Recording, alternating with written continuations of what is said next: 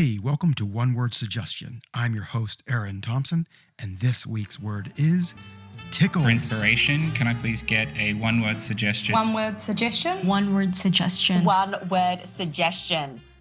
Welcome to the podcast. I'm Aaron Thompson. Most people think improv is just for comedy, but it also can be a powerful tool for life. And in each 3-minute episode of this series, I use a single word suggested by you as a leaping off point to explore how developing an improvisational mindset will help you perform at a higher level, both personally and professionally, whether you have a career on or off the stage. This week's word, tickles, was suggested by Kevin. Do you like being tickled? Turns out people are pretty evenly divided on the subject. 1/3 hate it, another third are meh, and a third are really into it. But what's the point of humans being ticklish if 2/3 of people just don't like being touched that way? One theory is that it's a way for us to learn self-defense from a young age. Some of the most ticklish places on the body also happen to be some of the most vulnerable areas during hand-to-hand combat.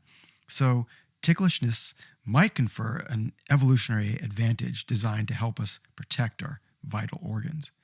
But no matter how good one might get at fighting off fists or feathers, there have been times throughout history when tickling was intentionally used as torture.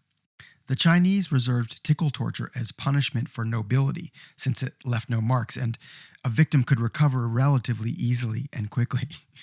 The Japanese would allegedly dip a victim's feet in salt water and then let goats lick them.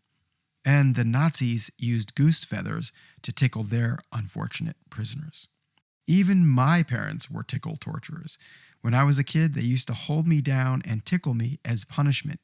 They called it the hermy-fermy, and even though I was laughing, I hated it.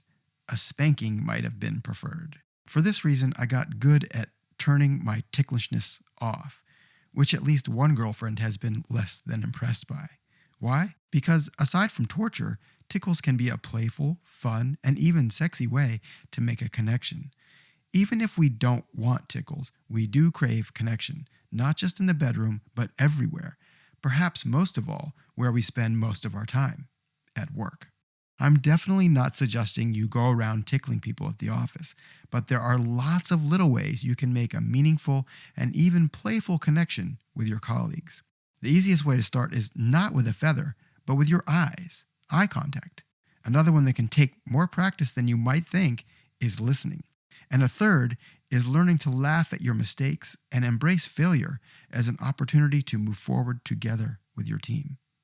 And guess what? PowerProv's fun team-building workshops will help you and your colleagues get great at all three. Our specially trained facilitators will deliver a workshop filled with tools, ideas, insights, and of course laughter. No feathers required. So that's my take on tickles. Thanks for the great suggestion, Kevin. If you want to suggest a word for next week or add your perspective, drop me a note in the comments or in a review. And if you're enjoying One Word Suggestion, I invite you to subscribe, like, share, and all that jazz.